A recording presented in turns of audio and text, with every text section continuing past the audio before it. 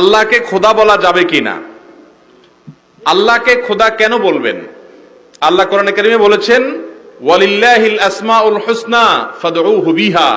আল্লাহ তাআলার সুন্দর অনেকগুলো নাম আছে, তোমরা সেই নামগুলো দিয়ে আল্লাহকে ডাকো। অতএব আল্লাহকে সেই সুন্দর নামগুলো দিয়ে ডাকবেন, ইয়া রহমান, ইয়া ওয়াদুদ, ইয়া গফফার, ইয়া সত্তার, এইভাবে ডাকবেন। খোদা বলে ডাকবেন কেন? কারণ খোদা বলতে আল্লাহর কোনো নাম নাই। আমাদের দেশে প্রচলিত আছে, আমরা বলি ছোটবেলা থেকে, আমাদের বাপদাদারা বলে আসছে, আলেম ওলামারাও বলেন, কিন্তু খোদা বলতে আল্লাহর কোনো নাম নাই।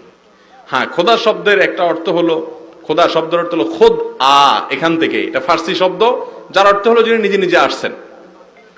নিজে নিজে আসছেন বলতে যদি এই উদ্দেশ্য হয় যে তার কোনো মা বাপ নাই, সৃষ্টিকর্তা নাই, জন্মদাতা নাই, তো অর্থের দিক থেকে এটাকে খুব বেশি খারাপ বলা যাচ্ছে না। কিন্তু আল্লাহ তাআলাকে ডাকতে হবে আল্লাহর শেখানো নাম দিয়ে।